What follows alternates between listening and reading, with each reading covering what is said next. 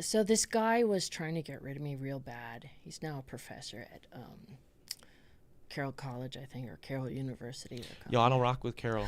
They did some. I don't mess with them for other reasons too. Okay. Man, they messed with me with some basketball stuff. So Oh, okay. yeah, so I don't rock Well, with them. yeah. So it's Carroll. So yeah, you continue. Sorry. Anyway, I ran into him at work and kind of gave him the 1-2. Mm-hmm. But Good. no, I did. So I had done an experiment years ago, science experiment. I taught the scientific method, right? Okay. With my kids. It was part of our curriculum, where you pose a question, hypothesis, da-da-da. Yeah. And this was one I had done years ago and got praised for it for the science fair, was which will burn faster, a crumpled piece of paper or a flat piece of paper? Okay. And you get kids to predict and da-da-da. And then I conducted the experiment, Yeah. having my kids. Well, he happened to be gone that day. Well, the next day, he was trailing people. Did you smell smoke? Did you smell smoke? Brought me in, had to get the union person in, and he said, I don't know where I'm going to go with this, as if I was like a pyromaniac or something. Yeah. He was upset that you lit the piece of paper on fire. Yes. And then, no, this is the best thing that happened. So he was a big promoter of a reading program that only worked if you already knew how to read, but it costs thousands of dollars. It's called Lexia. The kids who couldn't read, you could tell because they were crying when they were forced to use it. Wow, I've never heard of this. Lexia. Mm-hmm. It's from this one. It's like a promoter of like testing and stuff like that. Yeah. So one day in my classroom, I had a girl. Her mother was cognitively disabled. She was sick. In fact, she went home after he had observed me. And then at our meeting, he said to me, it was my job to engage her. That he said, just because your classroom's quiet doesn't mean kids are learning. I was like, I almost felt sorry for the dude. I just said, oh, well, what do you consider learning? Well, having the screen open and they're on Lexia. I said, oh, so pushing keys is what you consider learning? Yeah. Yes. I said, so Lexia actually spits out the data after kids have been on it to show you whether they've made gains or not. Have you seen that? Well, no. Well, I have, and some of those kids have been on it for 45 minutes and not made a single gain. Those would be the ones that are crying. Yeah. So that's what you call learning? Yeah. Yeah, that's bizarre. What's it like being observed as a teacher? Oh, my God. It's got to be stressful.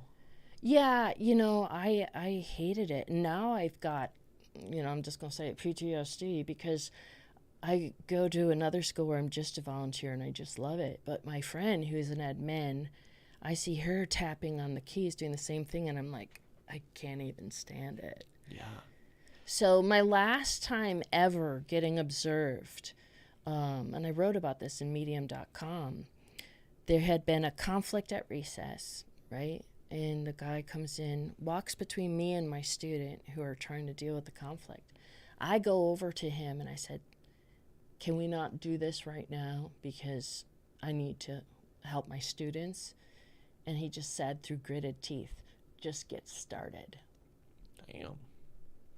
And I'm going to be very dramatic, but I had a pain in my Netherlands at that point. Oh, yeah. And I was Not like... fun to deal with that either. I had 2 doors to my classroom. And I thought to walk right then, but I stayed like most women do for the children. Yeah. And after that, I had a nervous breakdown. I had a major depressive episode and I couldn't return. Wow. I'm sorry to hear that. I mean, it's just shitty because it's like, I mean, I've heard I do know some other teachers too, and it sounds like that is one of the most stressful things. And as someone who's never taught, I can't imagine. Everybody hates when your manager, whatever job you work right now, if you just picture your manager is just going to watch you do your job for the next 2 hours. It's called harassing supervision. Yeah, like I don't know. You can find anything. And they're using this woman named Charlotte Danielson, who is known as a quack, because I have friends who are in higher ed. Yeah. And she developed this program that was never meant to be used against teachers, but they're using it as a teacher evaluation. It is the most ridiculous ridiculous thing. I still have my book. Yeah. But they're using it against teachers. Have you ever gotten any good like feedback from being observed, or it feels like it's never productive? Well, here's a great thing. This guy was very excited because the next principal who they brought in to double up on me, well, her scores are lower than mine. Like, does that not negate the whole system? Yeah. If two admin are observing the same person, but one observes them and gets a lower mark? Yeah. And that woman got sued by a black teacher, a friend of mine, male, who they say they want for writing, he should never be a teacher. He sued her and won. So that's who they have evaluating. And that's probably not somebody who should be evaluating teachers if they're losing lawsuits because of weird shit like that. Exactly. And they will say, it might look like, oh, I'm a older white woman who, got pushed out.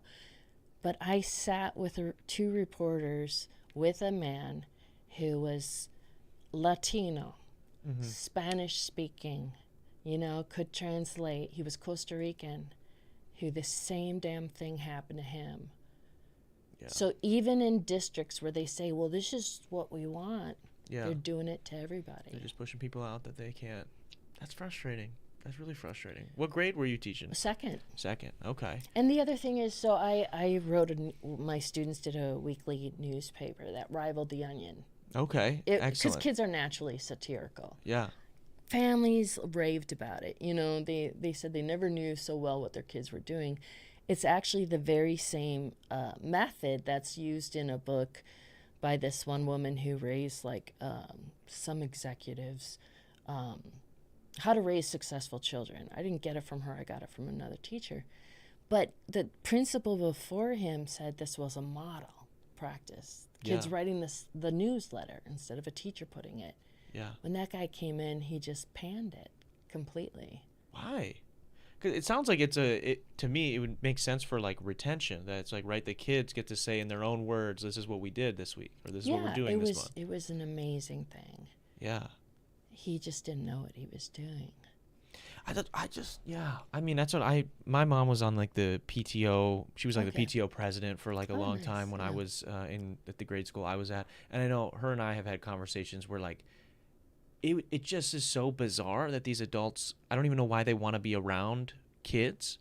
I'm so glad this guy's not around teachers and kids. That's what I just think there is this weird ego where she would tell me, we recently had a conversation about this, and she was telling me stories about some of the hoops that they would make her and the PTO jump through to just put on events for the kids and for the community outside of school, that they're volunteering their time and their money and they'll figure it out, and they just don't want, there's nah.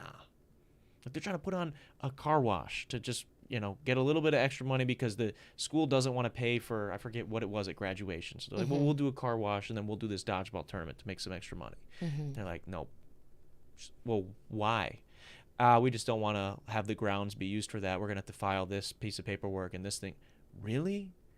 So the kids want this thing at graduation. You're saying, oh, I won't pay for it. We're saying, okay, well, we'll get the money to pay for it.